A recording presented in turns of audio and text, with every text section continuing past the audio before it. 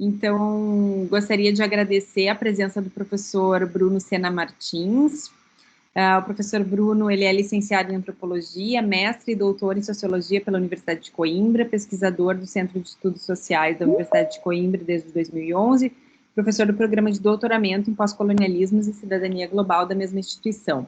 O professor Bruno, então, vai falar sobre vidas que importam, corpos, memórias e as lutas por dignidade.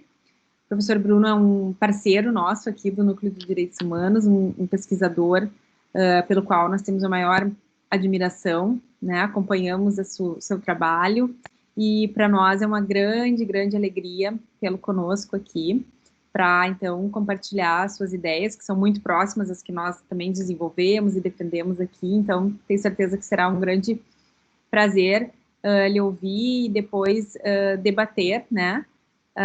Ao final da sua apresentação. Geralmente a gente tem aí um tempo de 1h30, máximo 2 horas, né? Acho que no máximo 4 horas a gente termina, às vezes termina antes também. Então, fique à vontade, professor Bruno, mais uma vez, muito obrigada. Ok, muito boa tarde. Eu é que agradeço, desde logo, o convite à professora Fernanda Bragato. É um prazer imenso estar aqui e continuar nesta parceria. É um gosto muito grande. Eu queria hoje falar, a minha fala hoje vai tentar articular-se muito com aquilo que é o que de significativo temos vivido neste ano de 2020. Por um lado, olhando para 2 eventos que marcam a história deste ano, que parece quase uma década, se nós pensarmos no tanto que tem acontecido. Sem dúvida, a pandemia, por um lado, e por outro lado, eu queria salientar os protestos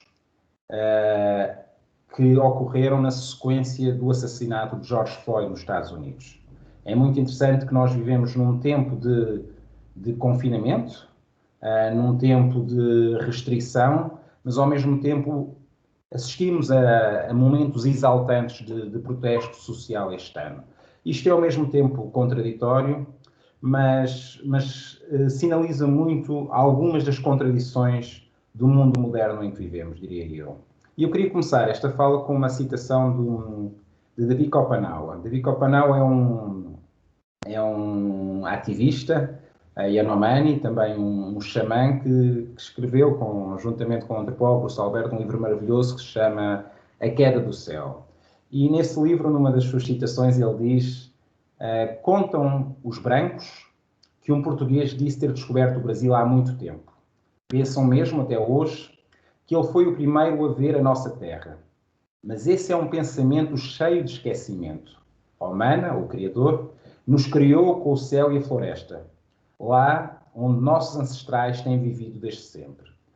Nossas palavras estão presentes nesta terra desde o primeiro tempo, do mesmo modo que as montanhas onde moram os Chapiri, os espíritos. E eu queria me centrar nesta citação no momento em que David Kopenaua refere este pensamento que faz supor que foram os portugueses que descobriram o Brasil há muito tempo, é um pensamento cheio de esquecimento. E no sentido em que este esquecimento é o esquecimento daquilo que são as violências constitutivas do mundo moderno em que vivemos. É um esquecimento que articula 2 formas de violência que são fundadoras à nossa concepção de humano. Por um lado, a violência que apaga, aniquila, retira da memória pública e do espaço público algumas vidas e algumas experiências. Do outro lado, a violência que faz com que a condição para alguns serem reconhecidos como humanos seja que existam processos e lógicas de subhumanização que se constituem até hoje. O esquecimento é o esquecimento das vidas daqueles que foram subhumanizados e é o esquecimento da violência que engendra a subhumanização dessas vidas. E quando nós falamos desse pensamento cheio de esquecimento, de alguma forma estamos a falar de uma matriz eurocêntrica que, por via da expansão colonial, constitui o mundo em que vivemos. E essa matriz eurocêntrica não se refere apenas à Europa. refere-se a muitos lugares do mundo onde os valores europeus, eurocêntricos, se constituíram enquanto dominantes. E recordo Frantz Fanon, um ativista anticolonial que nos anos 60 assinalava uma extensão deste poder da Europa quando ele dizia que a Europa, vamos tentar combinar os nossos músculos e cérebros, dizia Fanon, numa nova direção. Vamos evitar imitar a Europa. E ele dizia, 2 séculos atrás a Europa uma colónia decidiu alcançar a Europa. O sucesso foi tal que os Estados Unidos se tornaram um monstro, no qual as tensões, as doenças e a desumanidade da Europa cresceram para dimensões assustadoras. Então eu queria dizer que pensar ou refletir neste pensamento, alguém com o microfone ligado, acho eu, que refletir sobre este pensamento cheio de esquecimento é retornar também a David Copenau quando ele nos dizia que os brancos dormem muito, mas eles só sonham com eles. Eles não sonham muito longe. Ele queria dizer que ele, na sua experiência enquanto xamã, aprendeu a sonhar com outros lugares, com espíritos, com natureza, com outras profundidades, com seres de outras latitudes. Mas que o ser da mercadoria, o branco, só sonha com ele mesmo. E eu, ao ler esta citação, pensei numa história pessoal que, de alguma forma, marca, digamos, aquilo que seria a minha entrada iniciática na pesquisa académica. Eu comecei a fazer o meu doutorado sobre o tema da cegueira, estudando as pessoas cegas aqui em Portugal. E quando eu me estava a preparar, tinha organizado a primeira entrevista em que eu ia fazer trabalho de pesquisa numa associação de cegos, que ficava perto da minha casa, e tinha combinado já a reunião. Eu dei por mim acordar à meia da noite com um terrível pesadelo. Acordei, meio suado, eu tinha sonhado que tinha ficado cego. E acordei com um certo desespero. E eu acho que este sonho é muito curioso porque ele mostra o tanto que o meu sonho, naquele momento, refletiu todos os meus preconceitos acerca da experiência da cegueira. Para mim, a cegueira era, sem dúvida, uma terrível tragédia. Obviamente que quando eu cheguei e pude conhecer as pessoas cegas, pude perceber também a complexidade das suas experiências, o modo como riem e choram, o modo como as suas vidas são complexas. Mas, de alguma forma, eu diria que estava em mim um certo preconceito. O preconceito que fazia da cegueira uma tragédia. Isso acontece porque, para quem vê, para nós que vemos a partir dos nossos corpos, pensar na experiência de uma pessoa cega é pensar numa experiência de perda. Nós não conseguimos imaginar o que é viver enquanto pessoa cega a partir de um corpo de alguém que nasceu cego. Ou a partir de alguém que foi ficando cego ao longo de décadas, como acontece com muitas doenças degenerativas. Ou alguém que, tendo ficado cego por alguma tragédia, aprendeu ao longo de décadas, ao longo de anos, a viver em novos termos.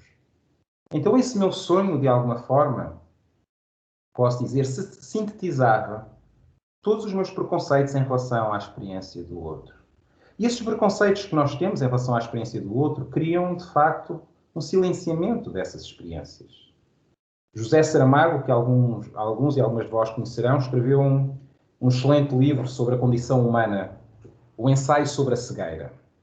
E é muito curioso, aqueles e aquelas que leram o ensaio sobre a cegueira, há um dado muito curioso sobre esse livro.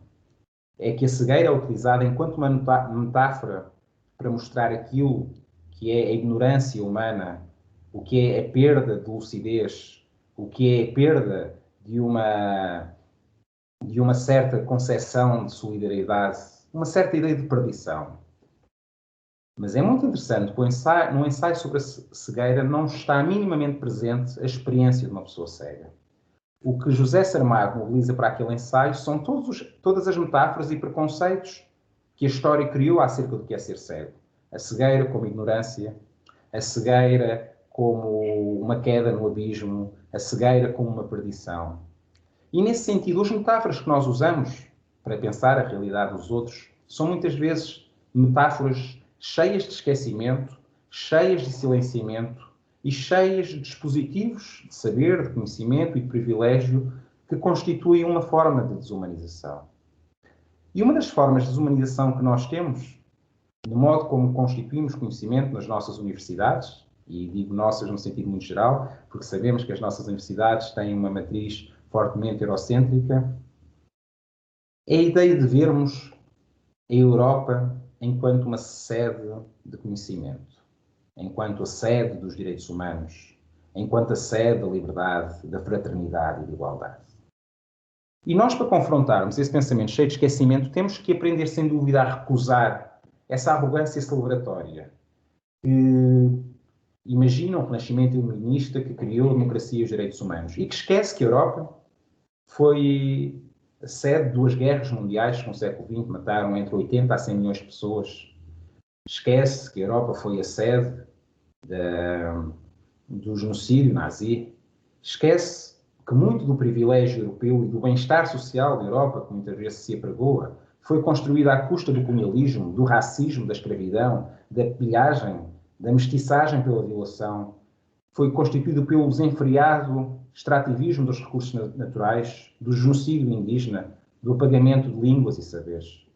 Dizia Aimé Césaire, no seu discurso sobre o colonialismo, que, de alguma forma, a experiência do Holocausto nazi foi o repatriamento da violência colonial que a Europa tinha feito no resto do mundo. Polémica como é esta tese mostra-nos o quanto o pensamento eurocêntrico continua a ser constituído a partir de uma negligência das histórias, das experiências e dos sofrimentos daqueles que foram, com sucesso, digamos, subhumanizados. Mas também há momentos que rompem de uma forma decisiva com esse pensamento cheio de esquecimento. E o momento que todos nós teremos assistido este ano corresponde àquele vídeo de 8 minutos e 46 segundos em que vemos George Floyd na via pública durante um longuíssimo período de tempo a ser sufocado por um polícia, Derek Chauvin, e dizendo: eu não consigo respirar, I can't breathe. Naquelas palavras de George Floyd ecoam as palavras de Eric Garner, que em 2014 morreu em Nova Iorque, dizendo exatamente as mesmas palavras: eu não consigo respirar, e morreu sufocado por um polícia de Nova Iorque também.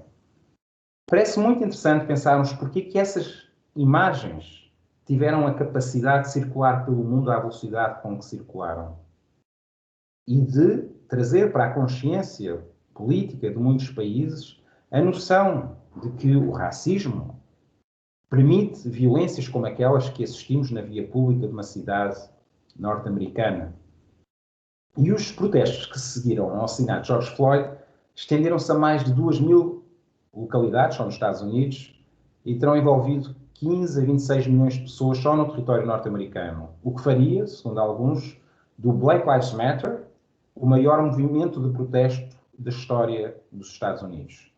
E também, internacionalmente, as manifestações chegaram a cerca de 60 países, dando voz às experiências de luta contra o racismo por vários continentes. Podemos perguntar-nos porquê que aquele acontecimento nos Estados Unidos teve a capacidade de suscitar tantos levantes antirracistas pelo mundo. E nós pensamos que pode ter a ver com o poder mediático que os Estados Unidos têm na cena internacional, e têm, na verdade, para constituir uma paisagem mediática dominante. Mas o que é curioso nós pensarmos, ou seria curioso nós pensarmos, é como é que estas viagens dos sentidos de resistência, sempre existiram e sempre se constituíram nas lutas pela dignidade humana. E eu lembro-me de uma carta de Amílcar Cabral. Para quem não conhece, Amílcar Cabral foi um ativista anticolonial que lutou pela independência de Cabo Verde e da Guiné-Bissau, de onde são os meus avós, e que fez uma guerra bem sucedida nas matas da Guiné-Bissau. Ele não chegou ao fim dessa guerra porque foi assassinado em 1973. Mas numa carta que em 1950 Amílcar Cabral escreve à sua namorada de então, à sua futura mulher, a Maria Helena, ele diz estas palavras sobre o Brasil. Recebi hoje a tua carta com o recorte do 1º de janeiro, referente ao problema racial no Brasil. o República já tinha publicado também um acontecimento relativo à bailarina negra Catherine Graham e ao campeão de boxe Joe Louis. É mais uma prova de que a lepra dos preconceitos raciais graça por todos os lados. Eu achei muito curioso esta carta, porque nos mostra Amílcar Cabral, vivendo em Portugal, na metrópole do Império Português, enquanto um trabalhador, um funcionário público, a mostrar a sua revolta porque uma bailarina norte-americana tinha sido barrada num hotel em São Paulo, no Brasil. E esse mesmo Amílcar Cabral foi fazer a guerra na Guiné-Bissau pela independência de Guiné e Cabo Verde. Esta pequena carta mostra-nos, é apenas ilustrativa de como as lutas sempre estiveram entrelaçadas. As lutas e as inspirações para uma resistência sempre estiveram ligadas. Sempre tivemos estas viagens dos sentidos. E estas viagens dos sentidos configuraram para Amílcar Cabral um desejo de lutar pela independência anticolonial. Ele, numa carta anterior à sua namorada, em 1948, escrevia: numa altura em que eles estavam a ter uma crise de casal, se iriam os dois para a Guiné-Bissau, se ela ficaria em Portugal, e ele estava a tentar convencê-la, vem comigo lutar pela libertação, e ele dizia: tu sabes como eu quais são as forças que me chamam para a África. Forças a que não resistirei, porque seria trair-me. Seria trair a própria vida. E, portanto, é muito interessante como é que as inspirações para lutas e resistências se inspiram noutras lutas e noutras resistências, noutros lugares. E por uma razão muito simples. É que quando nós, em muitos lugares do mundo, assistimos ao vídeo do assassinato de George Floyd, nós trazemos essa experiência para as nossas realidades. E por isso existiram manifestações no Brasil, por isso existiram manifestações em Portugal, por isso existiram manifestações no México, por isso os países africanos organizaram uma reunião de emergência no Conselho de Direitos Humanos das Nações Unidas. Ecoou esta violência racial e racista no modo como ela existe em muitos lugares no mundo.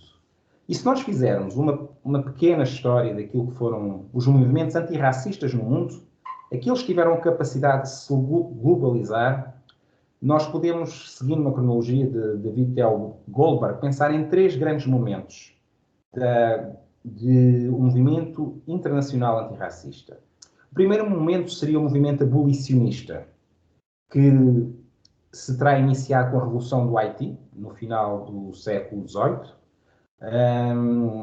que redundou na independência do Haiti e que acabou, este movimento abolicionista, com a abolição da escravidão em Cuba e no Brasil, já no final do século XIX. Este foi um movimento que envolveu muitas, ao contrário do que muitas vezes é representado, então, sempre visto como algo que as princesas oferecem ou que os nobres de bom coração ajudam a constituir. Este movimento existiu fundamentalmente porque existiram revoltas de escravizados e de escravizadas e que criaram muitas vezes, em muitos lugares, medo de rebeliões e que fizeram com que a abolição também pudesse ser uma realidade. A revolta no Haiti aconteceu por causa dos ventos da Revolução Francesa, também mostrando como é que essa transnacionalização das linguagens de luta foi acontecendo. O segundo momento aconteceu no século XX e corresponde às lutas anticoloniais, por um lado, como aconteceram em África e na Ásia, desde a independência da Índia até à independência dos países sobre a ocupação portuguesa, em 1974, 75, paralelamente com o movimento dos direitos civis nos Estados Unidos. Portanto, David L. Goldberg coloca estes 2 momentos no mesmo lugar, no mesmo espaço-tempo, devido aos seus cruzamentos, porque eles se informaram de uma forma muito densa, e também porque eles são contemporâneos, de alguma forma. E existe um terceiro momento, que David L. Goldberg nos fala, que seria a luta contra o apartheid na África do Sul. No modo como essa luta contra o apartheid mobilizou a linguagem dos direitos humanos, em muitos lugares do mundo, forjou boicotes e criou realmente um movimento internacional pelo fim do apartheid na África do Sul, que redundaria na libertação de Nelson Mandela. Mas nós temos outros movimentos de luta e de resistência que não encaixam necessariamente nesta narrativa internacional, mas que são produto de resistências. Para mim, eu estava vendo a página do vosso núcleo sinalizando a abertura de vagas para cotistas. Para mim, a implementação das cotas no Brasil é uma exaltante vitória política antirracista e anticolonial. Eu nunca esqueço desta experiência quando, pela primeira vez, cheguei a uma universidade brasileira, foi a Minas Gerais, à UFMG, acho que em 2008, e lembro-me nitidamente de passear pela cidade, estar no centro da cidade, olhando o comércio e vendo uma elevadíssima percentagem de população negra na cidade, e de chegar, à tarde cheguei ao campus da UFMG, na Pampulha, e perguntei para o colega que me acompanhava, para o Marcos, me diz uma coisa, onde é que estão as pessoas negras? E em 2008 não havia pessoas negras no campus. Obviamente que havia as que faziam a limpeza, as que serviam no bandejão, mas você não via pessoas negras, estudantes, em 2008. Pois bem, eu fui convidado a essa universidade a fazer uma palestra em 2016 sobre o tema do racismo. E encontro um auditório enorme, teria sido uma lotação de 600 pessoas, em que mais de metade das pessoas que estão ali são pessoas negras. Pessoas que entraram na universidade, estudantes, não apenas negros, mas com uma estética afirmativa, com os seus afros, com as suas camisetas. Um novo momento político que eu vi constituir-se num tão curto espaço de tempo. E por isso eu penso que é muito importante que, neste momento em que muitas das conquistas estão sendo colocadas em causa e em que nós vemos a força destas estruturas de racialização, de subhumanização, de capacitismo, de sexismo, de homofobia, a vigorarem e a ganharem força em alguns espaços em que o espectro de um colonial fascismo emerge, é importante nós lembrarmos estas conquistas enquanto elementos de inspiração para nos reinventarmos e nos reconstituirmos. E por isso é que eu acho importante nós pensarmos no que aconteceu este ano com o movimento Black Lives Matter. Nunca o movimento antirracista teve um impacto mediático que estes protestos causaram no mundo. Um impacto político. Nós assistimos a muitos países a discutirem, como nunca o tinham feito, a questão do racismo, a questão da representatividade, a questão das cotas, a questão dos espaços públicos e da memória. E nós assistimos, de uma forma muito importante, à emergência de novos atores políticos antirracistas. Desde logo, pessoas negras que sempre haviam vivido a experiência do racismo numa experiência privada, familiar, mas que nunca se tinham constituído enquanto protagonistas políticos e que viram naquele momento enquanto um chamamento para irem às ruas e perceberem que a experiência cotidiana que têm de racismo se liga àquilo que aconteceu a George Floyd.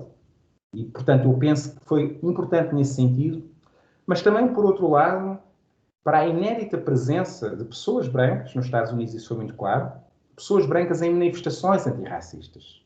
Inclusivamente, muitas e muitos se lembrarão da imagem daqueles cordões de pessoas brancas que se colocavam entre a polícia e os manifestantes negros, porque sabiam que, a partir da sua posição de privilégio, estariam numa posição mais segura, porque mais dificilmente um policial vai agredir um corpo branco do que um corpo negro.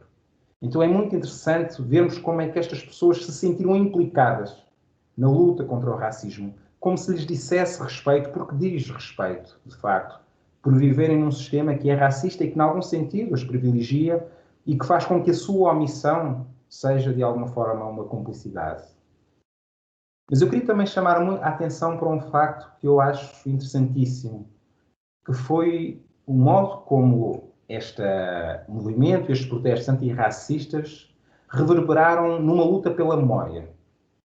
Pela memória da escravatura, no sentido da escravidão, no sentido que é importante inscrever o sofrimento das pessoas negras na memória destes países que têm este legado colonial fortíssimo, a memória do genocídio indígena e dos sofrimentos atrozes que as populações indígenas têm estado sujeitas e estão sujeitas hoje, como nós sabemos, em muitos lugares do mundo, nós temos assistido àquilo que é o desmatamento, àquilo que são os fogos no Pantanal, neste preciso momento. E, portanto, o processo colonial de genocida continua.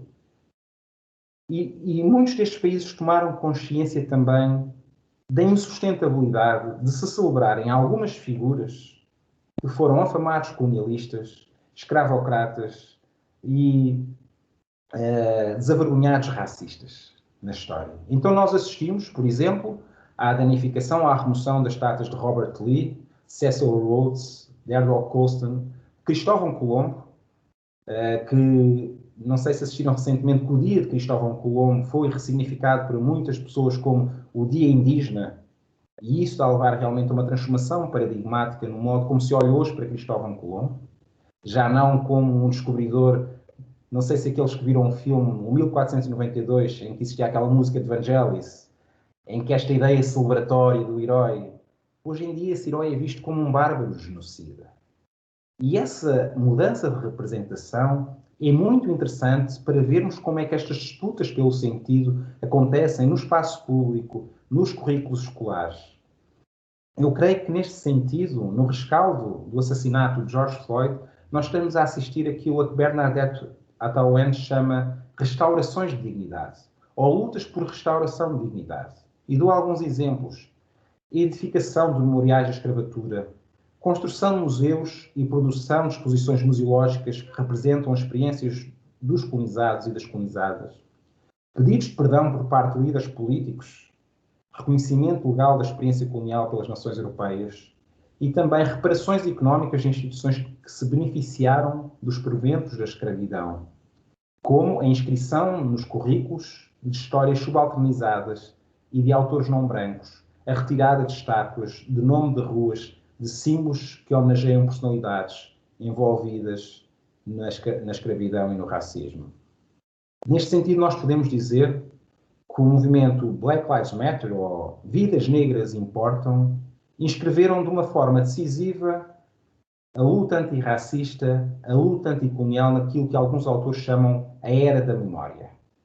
Uma luta pelo significado da memória, uma luta pelo reconhecimento dos sofrimentos ancestrais, daqueles que pertencem a grupos que são ou foram historicamente desqualificados.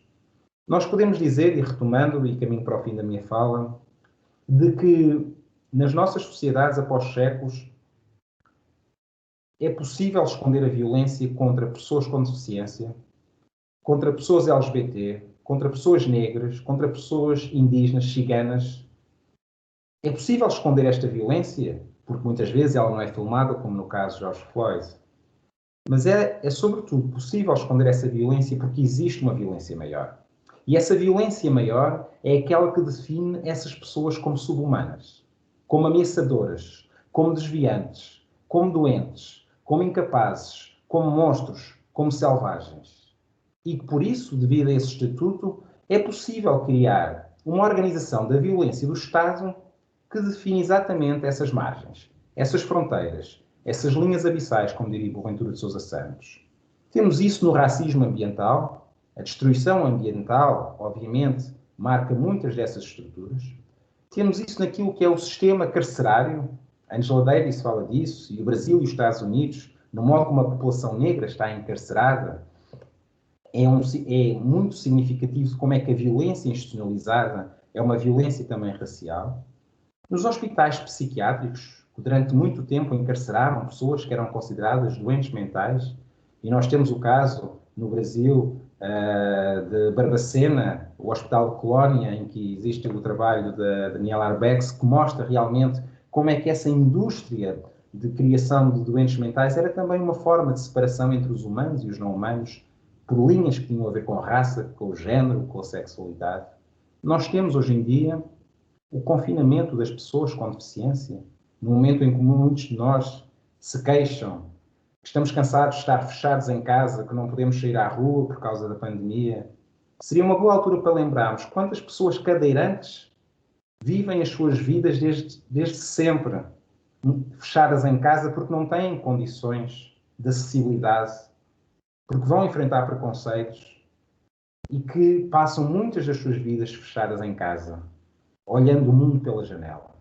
Portanto, são estes silenciamentos que não nos permitem realmente sair dos nossos sonhos preconceituosos, da nossa imaginação limitada. E também temos, sem dúvida, estas estruturas de violência organizada na brutalidade e na violência policial. O Brasil tem sido disso um caso. No Brasil, a violência policial só é notícia de tão trivializada e banal que ela se tornou quando atinge uma criança, por exemplo, como foi no caso da Agatha Félix, ou quando alguém é morto com 83 tiros, como foi aquele célebre caso do músico que foi assassinado. Portanto, quando nós pensamos no assassinato de George Floyd, nós devemos pensar que ele não é um evento extraordinário. O que foi extraordinário foi o facto de que esse evento conseguiu circular pelo mundo, mobilizando a indignação de todos e todas aquelas que recusam compactuar com as estruturas do racismo e com as formas de subhumanização que vêm com ele, com essas estruturas. Vivemos, como diz Anne Laura Stoller, nas ruínas do Império. Vivemos em sociedades que são ainda coloniais, nos diferentes continentes. Nós temos essa violência policial contra comunidades negras de periferia em Portugal, na zona de Lisboa. Nós temos o rechaço dos refugiados que morrem no Mediterrâneo, na Europa. Nós temos as lógicas do genocídio acontecendo em todos os continentes devido a essas estruturas e devido a esta aliança entre o capacitismo, o colonialismo, o racismo e o capitalismo, enquanto sistema, estrutura que comanda o governo do mundo. Portanto, neste sentido, acho que é importante nós percebermos que vivemos numa realidade fortemente constituída por aquilo a que Gayatri Spivak chamava a marca dos antigos senhores. A marca dos antigos senhores continua a marcar os nossos corpos, continua a marcar as estruturas de desigualdade. E nós temos que confrontar também um conhecimento que se baseia naquilo a que Valentim Mundinho chamava a biblioteca colonial. Nós olhamos para o passado a partir dos arquivos dos colonizadores. E a partir desse olhar nós construímos um profundo esquecimento das experiências de sofrimento daqueles e daquelas que foram colonizados. O David Copenau tinha uma expressão muito bonita quando ele dizia: a nossa história, a nossa cultura, não está registada nessas peles de papel, como ele chamava aos livros e às folhas, em que determinadas culturas, que a cultura ocidental assume como o único repositório de cultura, de conhecimento. Então ele dizia, nós temos que perceber que a nossa forma de vida, o nosso conhecimento não é apenas um conhecimento, é uma forma de vida que não é apreendida por um texto. E nós, académicas, que aprendemos a ler o mundo como um texto, temos que perceber que existe uma importante circulação entre aquilo que é o nosso conhecimento, as nossas lutas, os nossos sonhos e a nossa capacidade de entender o que acontece nas ruas das nossas cidades, o que acontece nas periferias, o que acontece longe naqueles lugares que nós não visitamos ou que nós não conhecemos. Nós sabemos que no Brasil um homem negro tem 8 vezes mais chance de ser vítima de homicídio no Brasil do que um homem branco. Nós sabemos que existem muitas formas de violência cotidiana que sequer são vistas como violência. Aquilo a que Grada Quiloma chama de episódios de racismo cotidiano. A desigualdade económica expõe esse racismo cotidiano. Nós sabemos que a população negra constitui 54% da população do Brasil, mas que a sua participação entre os 10% mais pobres é muito maior, é 78%. E porquê que eu estou a usar os números do Brasil? Porque em Portugal não existem números. Em Portugal existe uma Constituição que diz que são todos iguais perante a lei e, portanto, os censos não podem perguntar a identidade étnico-racial de ninguém. Vejam este paradoxo. Como é que, para defender a igualdade do humano, se reproduz a diferença do humano? Porque, obviamente, em Portugal, a realidade também é marcada pela não presença de negros e de negras nas universidades, pela desigualdade económica, pela vivência nas periferias, pela ocupação do sistema carcerário desproporcionado. E, portanto, é esta história única que celebra o humano e os direitos humanos é também a história que constitui as desigualdades que definem quem é que tem o direito a ser humano e quem não tem o direito a ser humano. E para terminar, diria que é importante nós evocarmos em cada presente, por muito deprimente, por muito pouco prometedor que ele porventura nos possa parecer, os nossos aliados e aliadas no presente e no passado, os nossos companheiros de luta, aqueles que experimentaram o enfrentamento da opressão, mas que também foram capazes de forjar resistência. Portanto, seja no fervor daquelas que lutaram no passado, seja na experiência daquelas e daqueles que lutam a partir dos seus corpos, numa articulação de agendas que reconheçam a imbricação das lutas contra o racismo, contra o patriarcado, contra o capacitismo, contra o capitalismo, nós temos que trazer connosco essas histórias de luta e de resistência. E quando pensamos nisso, falamos sem dúvida da independência do Haiti. Falamos da revolta dos Malés no Salvador da Bahia. Falamos da Guerra das Mulheres em 1929 na Nigéria.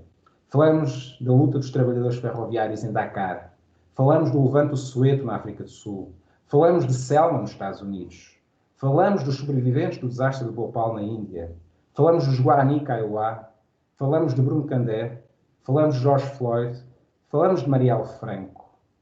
Na universidade, nas nossas ruas e nos cotidianos é essencial que a vasta ancestralidade da luta contra a subhumanização e que as revoltas tentadas pela descolonização dos sucessivos presentes constituam um crucial memorando de que, havendo a memória daqueles que sempre resistiram, daqueles que sempre lutaram, que nós, enquanto académicos, também temos uma missão que não podemos trair, de constituir um pensamento menos cheio de esquecimento.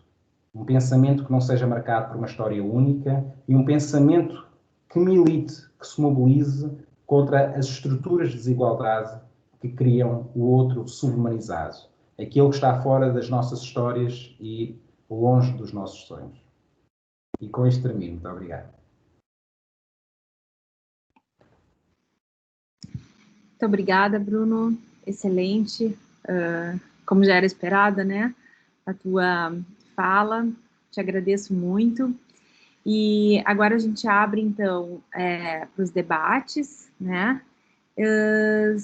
Por enquanto ainda não temos ninguém com a mãozinha levantada e nenhuma pergunta, então eu vou aproveitar a minha rogativa de mediadora aqui e iniciar, então, esse debate. Bruno, assim, começando, né, pelo final da tua fala, né, em que então, você falou que a academia, ela precisa dar voz a essas lutas, né, dar voz a esses personagens que de certa forma, encarnaram, né, essas lutas que são lutas que estão, lutas que perpassam a sociedade, que são lutas pelo reconhecimento da própria humanidade desses sujeitos e desses grupos que estão, cujas vidas não importam, né?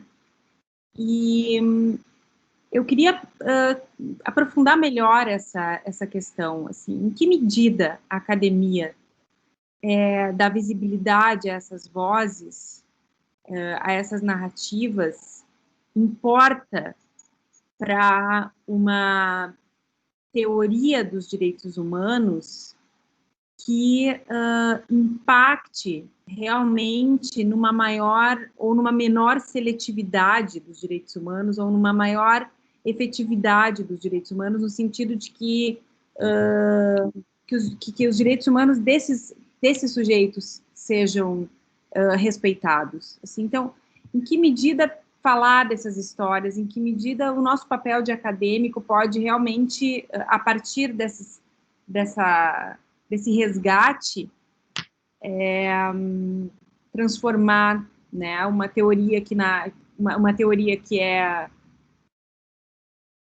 prática a gente sabe que não entrega o que promete, né?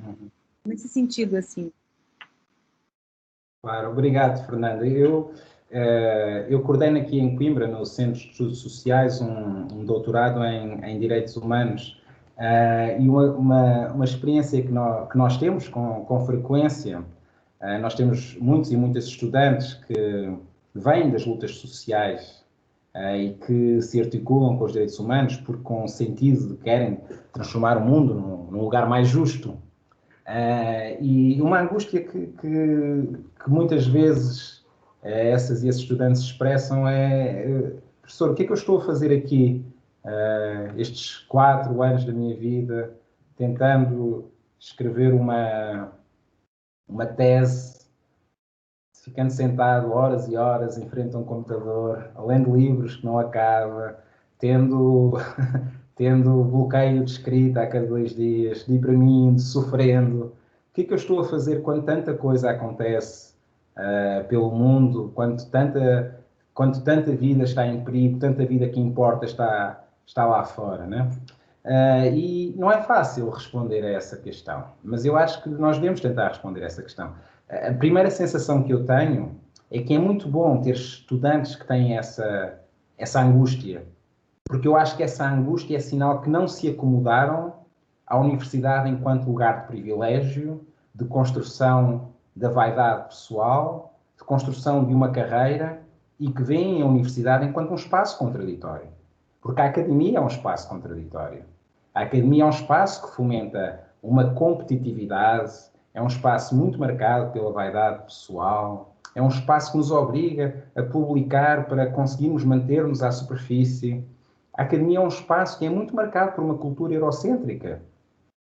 Eu sempre estive na academia em Portugal e eu acho que nunca tive um colega negro na turma. Eu acho que nunca tive um professor negro. Então, a academia é um espaço que reproduz as estruturas de privilégio da nossa sociedade. E, nesse sentido, é um espaço profundamente contraditório. Mas eu acho que nós devemos explorar essa contradição. Nós, que achamos que a academia pode ser mais do que um espaço de reprodução de heranças e de legados, e que pode ser um espaço de justiça social e de justiça histórica, acho que nós devemos assumir essa responsabilidade.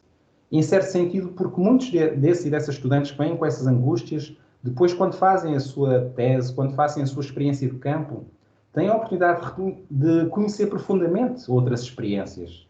E isso é um enriquecimento que pode ser singular, essa experiência de contacto com outras vozes, com outras vidas. Um enriquecimento não só académico, mas pessoal, inigualável. Mas num outro sentido, que talvez vá mais de encontro à pergunta dessas estudantes, eu acho que a academia é um espaço de poder social. E eu acho que nós que estamos na academia, de alguma forma, isto é difícil dizer isto às vezes, nós somos privilegiados e privilegiadas. Não estou dizendo que muitos de nós não trabalharam à noite, que não tiveram 2 empregos, que não fizeram um imenso sacrifício pessoal para poder estudar. Isso seria uma profunda injustiça. Não a faço. Mas nós sabemos que para muitas pessoas que toda a vida lutaram por uma vida melhor, estar numa academia sequer pode estar no seu horizonte. Para muitas mulheres que trabalham na periferia, que acordam de madrugada, que vão levar os filhos à escola, que vão trabalhar na casa de uma senhora no centro da cidade, que chegam de madrugada à casa, que vão lavar a louça, uma luta de trabalho e sofrimento, nunca pensando que poderiam estar na academia. Portanto, é um lugar, por um lado, de privilégio, porque a academia esteve no nosso horizonte, pudemos chegar aqui, e por outro lado é um espaço de responsabilidade, porque nós devemos ser cientes do poder que temos. Muitas pessoas dizem que o nosso papel na academia não é apenas veicular experiências. Não. Nós somos autores, nós temos uma autoridade e temos que assumir a responsabilidade que essa autoria e que essa autoridade que a sociedade confere a quem está no nosso lugar nos empresta. E assumir essa responsabilidade eu acho que não é algo que se possa fazer sem uma responsabilidade social, sem um vínculo pela justiça social, porque como muitas vezes é dito, num mundo profundamente injusto, aqueles que decidem ficar distanciados e neutros estão a assumir a posição do opressor, por cumplicidade, por omissão. Então eu acho, sim, Fernanda, que existe um papel muito importante na academia a construir um conhecimento que seja ao mesmo tempo objetivo, eu acredito na objetividade, que seja transparente, e eu acho que é objetivo eu dizer que eu luto pela justiça social, que eu luto pela descolonização do conhecimento. Esse é o lugar de onde eu falo, é essa a minha objetividade, e a partir daí construir um conhecimento que esteja menos marcado por um certo fechamento endogâmico da universidade. E aquilo que nós vamos vendo, por exemplo, o contexto brasileiro é muito rico nos projetos de extensão, a capacidade que os projetos de extensão têm, muitas vezes, de fazerem com que a academia, a universidade se torne mais porosa, as circulações entre a academia e o mundo que está fora da academia, os movimentos sociais, as lutas sociais, diferentes sujeitos, diferentes conhecimentos que trazem diferentes histórias, que reivindicam diferentes currículos. E eu acho que, por um lado, é nós termos essa sensibilidade, mas também termos essa capacidade de escuta, de percebermos que, do outro lado, nas nossas salas de aula, nós temos experiências riquíssimas, histórias de lutas, de ancestralidades, que muitas vezes não são suficientemente escutadas. E, portanto, eu acho que sim, acho que nós não podemos refletir sobre o mundo sem refletirmos sobre o nosso lugar.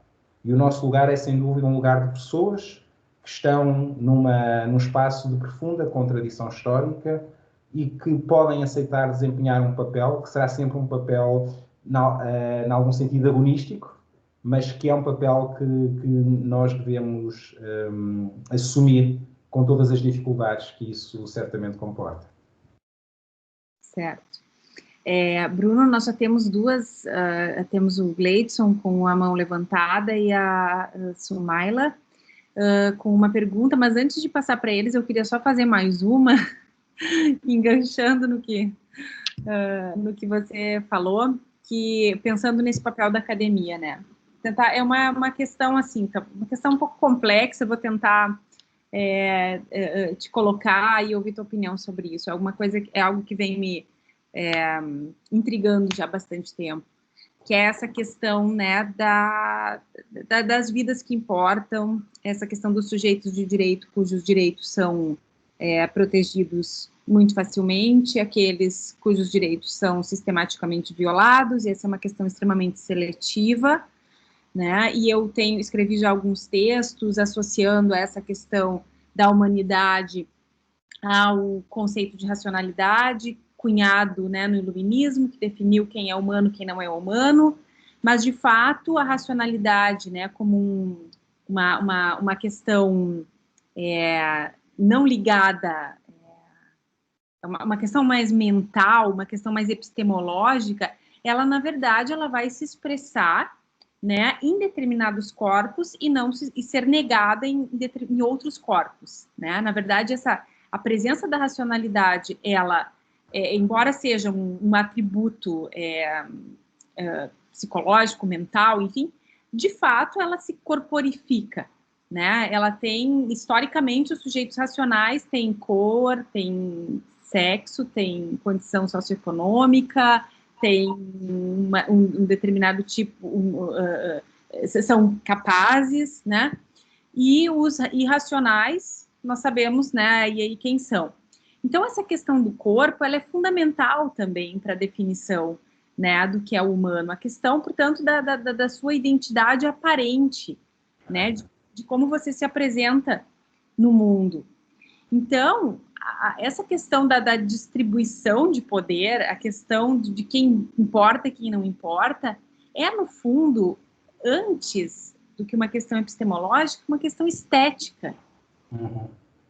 Eu não sei o que tu pensas disso, como que, porque assim, me parece que, por exemplo, você afirmar o que é bonito e o que é feio, tá em primeiro lugar, né, do que dizer, quem tá certo, quem tá errado, quem é verdadeiro, o que é falso. Parece que por trás existe uma questão muito vulgar, né? Quem tem mais poder, quem tem menos poder, está relacionado a uma questão, no fundo, de aparência, de beleza, do belo.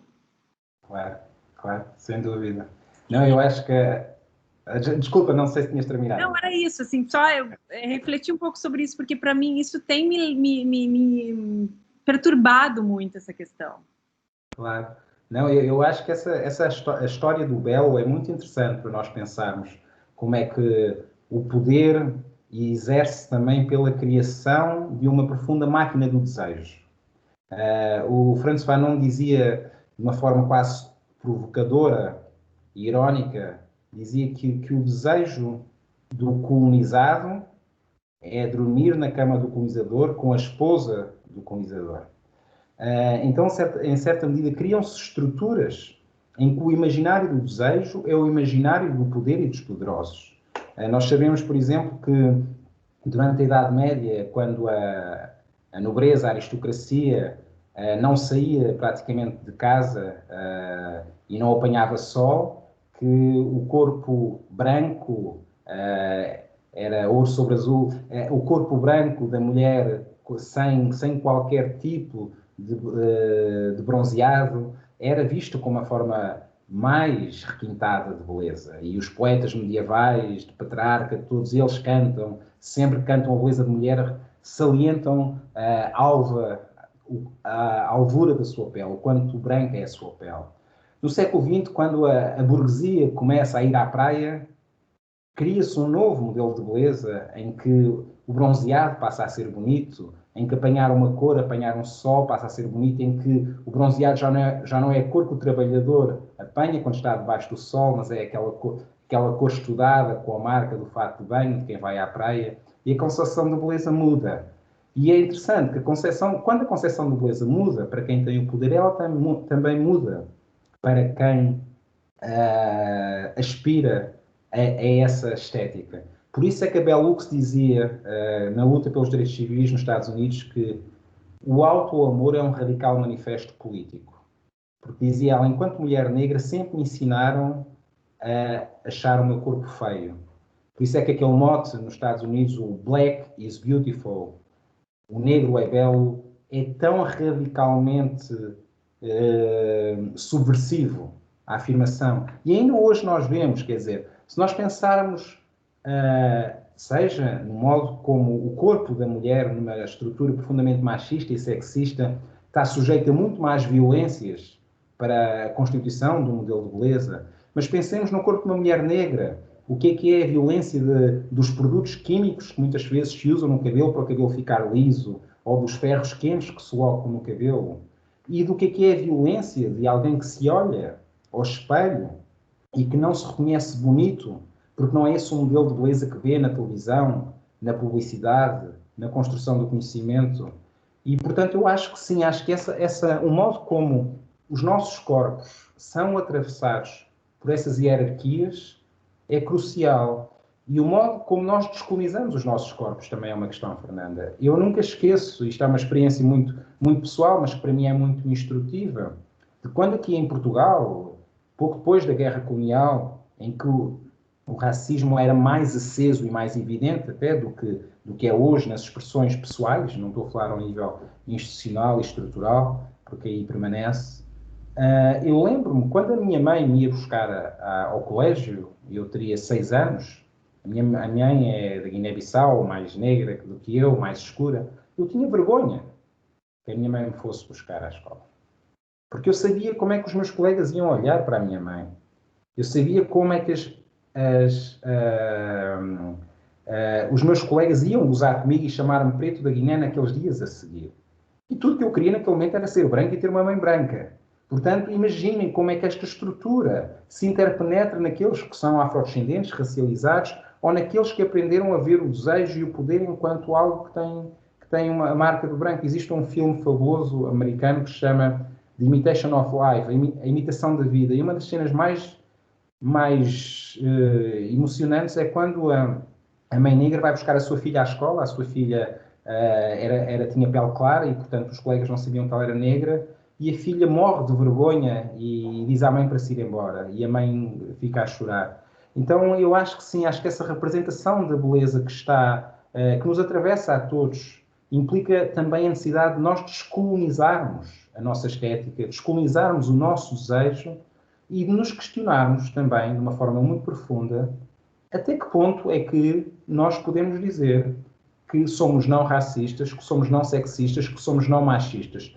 Até que ponto é que muitos desses valores, que às vezes, do ponto de vista racional, nós conseguimos operacionalizar mas que do ponto de vista das nossas representações estéticas, da nossa subjetividade libidinal, permanecem ainda connosco. Nós devemos colocar essa questão realmente, porque eu acho que o conhecimento é construído a partir de corpos, mas o conhecimento também produz a alteridade nos seus corpos e marca o outro a partir da sua aparência de uma forma que é muito, muito decisiva. E eu acho que a única terapia que existe, no fundo, para a luta contra esta desqualificação é a mobilização política dos corpos, como os corpos das pessoas com deficiência, que afirmam a sua sexualidade, a sua beleza, a sua sensualidade.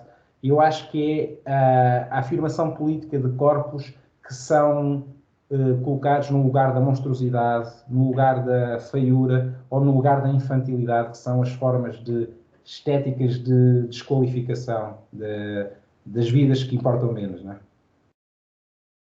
Ótimo.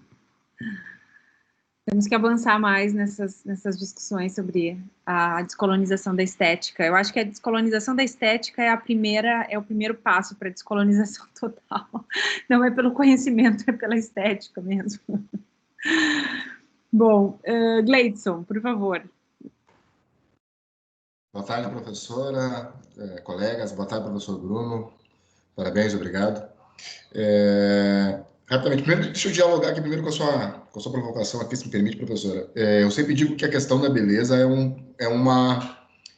um produto político, né, de construção, né? E quando as pessoas começam a dizer que tal menina tem cara de boneca, eu falo que a boneca tem cara de menina, porque é uma construção da beleza para influenciar crianças, etc., né?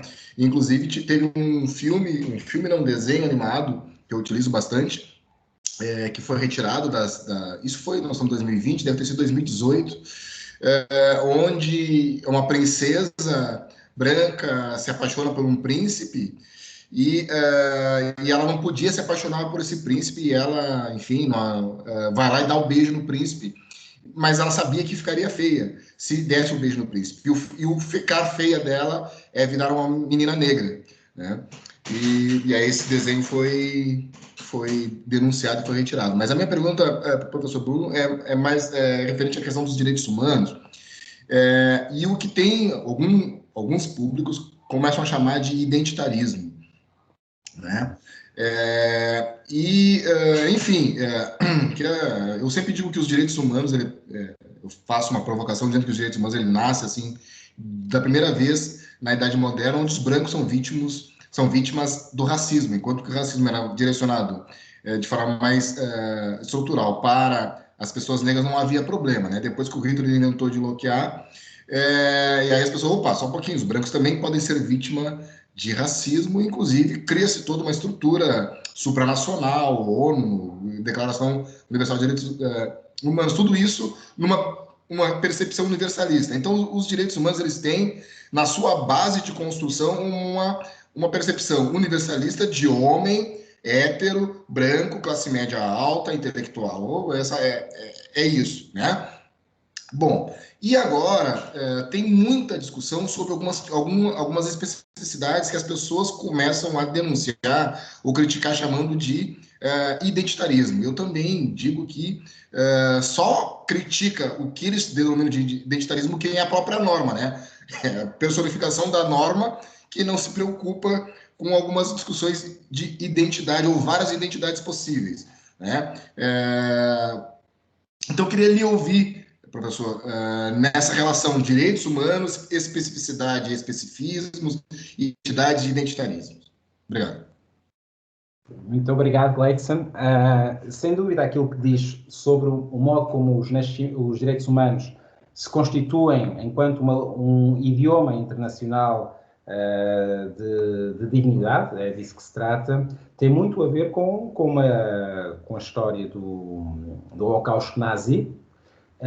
E existe esse duplo padrão muito óbvio entre as experiências que acontecem na Europa a pessoas brancas e outras formas de violência. Quer dizer, poucas pessoas sabem que as práticas genocidas que os alemães praticaram durante o Holocausto, não só com judeus, com ciganos, com LGBT, com dissidentes políticos, que essas práticas foram experimentadas Kozerero, na Namíbia, na África Ocidental, e que muitos dos generais que puseram em marcha a solução final já tinham, na sua concepção de guerra, a destruição, a aniquilação do inimigo, que aprenderam no contexto colonial, no contexto africano. E portanto, essa genealogia dos direitos humanos eu acho que é muito preciosa para nós descolonizarmos os direitos humanos. Nós não podemos esquecer que na Carta das Nações Unidas nós temos o direito à autodeterminação dos povos, que a Carta foi construída a pensar que os povos tinham o direito a autodeterminarem-se contra o domínio alemão. Mas no momento em que se vai escrever a Declaração Universal dos Direitos Humanos, 1948, a Inglaterra não queria que a autodeterminação ficasse nesse texto, porque isso ia representar dar a independência a meio mundo que estava sob domínio colonial em 1948. E, portanto, essa contradição é fortíssima e é estruturante. Eu não acho que devamos desistir dos direitos humanos, devemos ver como é que eles são utilizados nos diferentes contextos, mas temos que reconhecer que eles têm que se libertar desse seu nascimento enviesado e que define uma certa concepção de humano que é muito cinicamente constituída a partir de uma narrativa eurocêntrica e de uma gramática cultural ocidental, ignorando outras experiências, outros povos, outras cosmologias e outras historicidades. Em relação ao identitarismo, nós escrevemos, eu e alguns colegas, um livro sobre esse tema cá em Portugal, que se chama Posso Ser Quem Somos, discutindo isso mesmo. É uma questão central, eu acho, Gleidson, porque o identitarismo hoje está a ser atacada à direita pela vaga reacionária que, como nós assistimos, por exemplo, a Trump a chamar aos protestos antirracistas nos Estados Unidos como riots, como confusão, como balbúrdia, não sei qual seria a tradução para o português do Brasil. Como é que chamava aquele ministro que falava na universidade? Ele falava que as universidades estavam... Balbúrdia. Era balbúrdia, era. Por isso é que me veio a palavra. Portanto, que os movimentos antirracistas estão a criar esse clima de insegurança, como se esses movimentos inaugurassem alguma forma de violência, quando existe essa violência. Mas, por outro lado, nós também vimos como é que na eleição do Brasil, a mamadeira de piroca, a ideia das feministas, LGBT, como é que se criam esse pânico moral das agendas minoritárias e se cria uma mitologia, Gleidson, que é uma mitologia da maioria oprimida, que é a maioria de que existe aquele sketch da Porta dos Fundos, já não se pode dizer uma andota racista, né? As pessoas estão a ser privadas da sua liberdade de expressão. Então à direita cria-se esta ideia de um monstro dos identitarismos que estão a construir incertezas nas sociedades, mas também uma questão muito importante, que é o facto de que no momento em que as classes médias, em muitos lugares do mundo, devido à exorbitante acumulação capitalista, estão a perder também umas garantias que tinham em alguns contextos, a culpabilização dos imigrantes, dos negros, a ideia de passado, que era um passado de certezas, permite fazer e criar nos identitarismos alvos expiatórios para a emergência de uma extrema-direita organizada no mundo. Isto está a acontecer também em Portugal, em que existe um partido de extrema-direita que se constituiu afirmando o ódio aos ciganos, que é uma forma de racismo muito forte aqui em Portugal. Mas também à esquerda, esse debate também existe à esquerda, que no fundo é aqueles que dizem que nós devíamos estar todos lutando contra o capitalismo, fazer uma luta de classes, e cada um está com essa história do feminismo, com a questão LGBT, com a questão antirracista. E esse debate é um debate que diz: nós deveríamos constituir alianças à esquerda para criar lógicas de justiça social que pudessem integrar essas várias dimensões. A dimensão económica, a dimensão racial, a dimensão sexual, a dimensão de género, a dimensão da deficiência. A questão é que muitas vezes esse debate é colocado em tais termos que parte de um certo património da esquerda do século XX.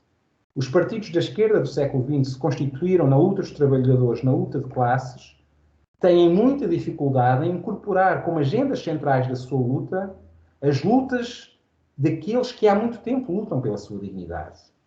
E existe muito o discurso que essas lutas são distrações da luta anticapitalista. Mas não nos podemos esquecer que o capitalismo que se globalizou no mundo resulta fortemente do facto do mundo ter sido constituído uma economia global com o tráfico transatlântico de escravizados. Portanto, a história do racismo e a história do capitalismo estão profundamente interligadas. Nós não nos podemos esquecer que as sociedades capitalistas atuais não seriam viáveis sem o trabalho não pago das mulheres em casa, como nos diz Silvia Frederici. Nós não podemos esquecer as mulheres de limpeza negras que limpam os escritórios dos advogados e dos executivos do Wall Street e da City de Londres. Portanto, a estrutura que é capitalista é ao mesmo tempo uma estrutura racista, é ao mesmo tempo uma estrutura sexista. E seria muito importante, de facto, que nós pudéssemos trazer juntas estas lutas, estas agendas de luta. Mas a questão é, por onde é que se começa a conversa para trazer juntas estas agendas de luta? Não pode ser a partir do lugar do homem de esquerda branco que luta pelos trabalhadores e com as classes sociais. Porque temos que encontrar uma linguagem que possa ser uma linguagem comum. E nessa linguagem comum é muito importante que nós integremos o ressentimento histórico que algumas comunidades sentem em relação àquilo que é a esquerda hegemónica. Esse ressentimento histórico das minorias que nunca se viram representadas ou suficientemente representadas por aquilo que são as lutas dos partidos de esquerda. Então eu acho que isso é uma questão central e é uma questão importante. A outra questão é, nós devemos confrontá-lo também. Vou dizer o outro lado. Será que às vezes nós não caímos numa forma de essencialismo? Ou seja, que só a mulher pode falar de feminismo? Que só o negro pode falar de racismo? Eu acho que esse perigo existe. Não vou dizer que não existe. Eu acho que nós devemos caminhar para um lugar em que todo o protagonismo das lutas seja dado àqueles que nunca tiveram uma autoridade para falar dos seus próprios sofrimentos. E, portanto, eu insisto, acho que as mulheres devem ter o protagonismo da luta feminista. Os negros devem ter o protagonismo da luta antirracista. Mas não em tais termos que isso exclua a possibilidade de constituirmos alianças, de construirmos uma hegemonia antirracista, de construirmos uma hegemonia antissexista. Mas essas alianças implicam realmente que eu, enquanto homem, participe na luta feminista com humildade, sabendo que eu não tenho nenhum protagonismo e que eu posso ajudar nessa luta em alguns momentos, mas sem trazer o meu protagonismo, sem trazer a minha liderança, sem usar o meu lugar de homem com uma voz autorizada para falar. Eu sou um homem pardo em Portugal, mas eu também tenho a consciência de que quando eu fui educado, eu porventura passei menos tempo a lavar a louça, a arrumar a casa, por ser um homem do que se eu fosse uma mulher. Então eu também sou beneficiário das estruturas do patriarcado. E só para terminar, Gleison, isto era uma conversa para horas. A Gayatri Spivak tem um conceito muito interessante, que é o conceito de essencialismo estratégico. E esse conceito diz que, em determinados momentos, as lutas devem ser protagonizadas por as pessoas que correspondem às identidades oprimidas. Em certos momentos, a luta das pessoas negras poderá ter que ser feita pelas pessoas negras, primordialmente pelas pessoas negras. E ela diz que isso é reconhecer que o pessoal é político e que essa dimensão tem que ultrapassar as ideias universais e abstratas de justiça que constituíram muito das políticas emancipatórias do século XX. Mas ela também diz uma coisa, que é, eu acho que numa entrevista ela diz, quando eu falo em essencialismo estratégico, é realmente estratégico. Mas eu acho que há um momento em que o essencialismo deixa de ser estratégico. É quando nós utilizamos a linguagem do opressor, a linguagem que nos constitui como negros, como mulheres, enquanto uma narrativa fechada, enquanto uma impossibilidade de conversa. E ela diz que a partir desse momento o essencialismo deixa de ser estratégico. Porque para ele ser estratégico, ele tem que criar, em algum momento, pode não ser agora, alianças.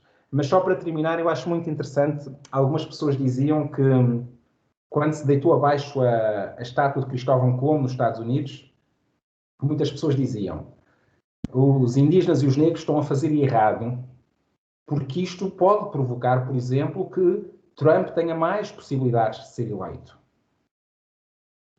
E por isso era um erro. Mas será que nós temos que pensar a política também com outra escala? A luta indígena e a luta antirracista dos escravizados é uma luta de 500 anos. E que ao longo desses 500 anos não fez muita diferença terem um democrata ou um republicano no poder.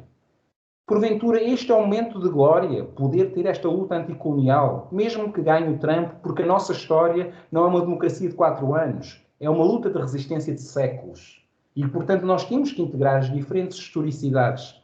Como dizia o Ailton Krenak, numa frase maravilhosa, sobre o bolsonarismo, se eu tenho medo, ele dizia, eu tenho medo pelos brancos, porque nós estamos aqui resistindo há séculos, e não sei se os brancos vão aguentar. Verdade. Obrigada, Bruno. Tem uma outra pergunta aqui de Sumaila Jaló, que diz: que comentário faz da possível intersecção entre o racismo e xenofobia ou eventual racismo reverso, quando é um branco que sofre alguma violência ou é vítima de alguma forma de preconceito baseado na sua cor de pele nas comunidades negras? Isso está ali no chat, se tu quiseres ler. Ok. Deixa eu descobrir onde é que está aqui. Ok. Descobri. Tinha um chat aqui. Tem um chatzinho. Ok. Muito bem. Sumaila, esta é uma pergunta muito boa. Eu iria pegar no preconceito que uma pessoa branca possa ter numa comunidade negra.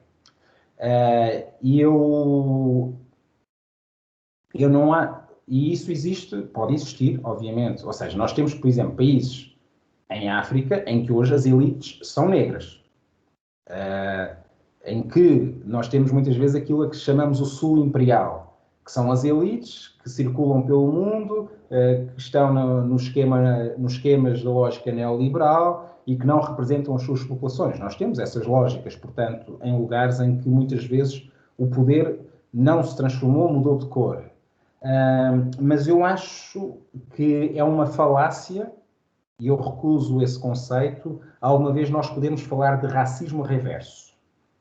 O racismo reverso seria a possibilidade de um negro subhumanizar um branco. E eu acho que essa possibilidade está muito inscrita numa história que faz quando um branco violenta uma pessoa negra, ele tem séculos de desqualificação, séculos de estruturas económicas, políticas, que colocam realmente o negro num lugar de inferioridade, num lugar de menos pessoa. Quando acontece o processo inverso, e ele pode acontecer em alguns contextos por ressentimento, em alguns momentos nós poderemos ter situações em que existe um ressentimento histórico, por exemplo, em populações que foram muito violentadas por colonizadores brancos, e quando vem uma pessoa branca, vem a figura da violência. Então nós podemos encontrar em alguns contextos lógicas que poderíamos chamar de ressentimento histórico, sem dúvida, desconfiança histórica, desconfiança de quem vem do lugar do poder, mas eu não acho que seja correto, em termos conceptuais, nós denominarmos essas situações enquanto racismo, porque temos que pensar o racismo enquanto uma estrutura de poder que não tem a ver com relações pessoais, que tem a ver com uma história que foi inscrita naquilo que foi o processo da modernidade. Muitas vezes nós perguntamos porquê que nós olhamos para o branco e para o negro e conferimos à cor branca, do ponto de vista simbólico e estético, como dizia a Fernanda, uma valia superior. Mas nós estamos a fazer a pergunta errada. Porquê que nós reparamos na diferença entre a pele negra e a pele branca? Nós reparamos crucialmente nessa diferença porque essa diferença estruturou o sistema capitalista colonial que durante séculos colocou os negros no lugar de escravizados e de colonizados e que colocou as pessoas de pele branca no lugar de colonizador. Então é essa estrutura histórica, e não é uma história recente, é uma história que remonta, pelo menos, se quisermos, de um ponto de vista sistemático, até ao início do século XX, quando os navegadores portugueses começaram a praticar o tráfico de escravizados na costa ocidental africana. A partir de 1440, nós já temos leilões de escravizados em Portugal, negros, e isso se torna realmente um comércio no tempo. A partir desse período constitui-se realmente esta estrutura de poder que define a diferença entre o branco e o negro. E, portanto, não é algo que seja passível de ser revertido por um gesto de ressentimento que possa existir ou por uma prática mais localizada. Então, eu acho que é possível, sem dúvida, uma pessoa branca sofrer de algum ressentimento. Deixa-me contar-te uma história, Sumaila. Uma história quando eu estava fazendo pesquisa de terreno em Moçambique. E eu estava... em Moçambique tem uma coisa que se chama, para quem não sabe, chapas. Chapas são Toyotas Ace que funcionam enquanto um transporte público ou semipúblico, e eu estava circulando pela cidade da Beira nesse dia, e eu entrei num chapa e sentei-me ao lado de um senhor, negro, mais velho, que estava cheirando um pouco a álcool. Ele tinha estado a beber alguma coisa, ele tinha estado a beber, e ele vira-se para mim com alguma agressividade e diz: sai daqui, ó branco, sai daqui, ó branco.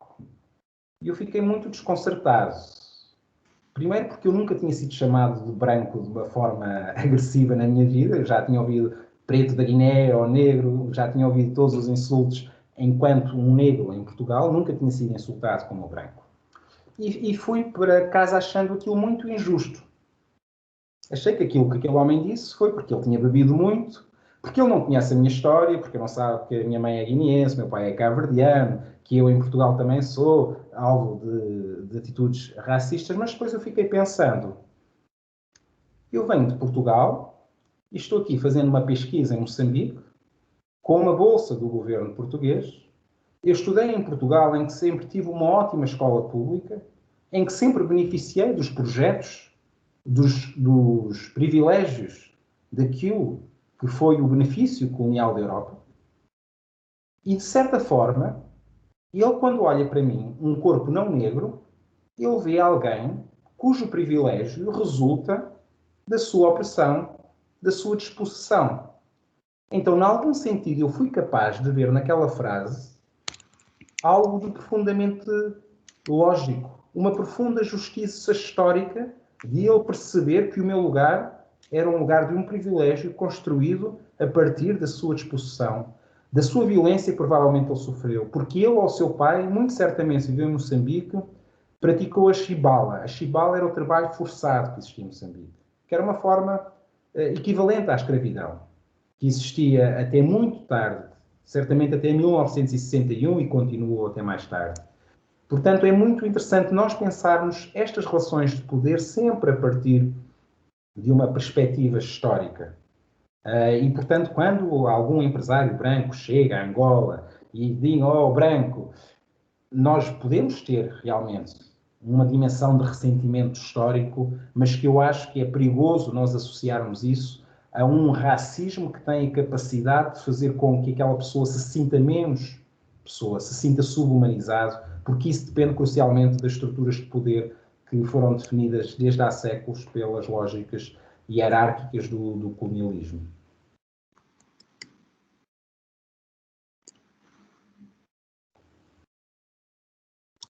Excelente, Bruno. Muito obrigada. Como nós não temos mais nenhuma pergunta aqui no chat, também nenhuma mãozinha levantada, eu pergunto se ninguém mais realmente tem alguma pergunta para o professor Bruno. Se não tivermos, nós vamos encerrando por aqui.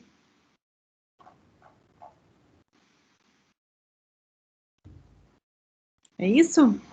Então tá, Bruno, muitíssimo obrigada. A participação foi excelente, a gente pôde... tive a oportunidade, né, de conversar contigo sobre um tema que, como eu disse, tem me intrigado bastante, que é essa questão estética, a questão dos corpos e as perguntas também que o Gleidson trouxe, que nosso convidado ou convidada, né, Sumaila, não sei se é homem ou se é mulher, desculpem, também uma excelente pergunta de debater essa questão, né, do racismo reverso.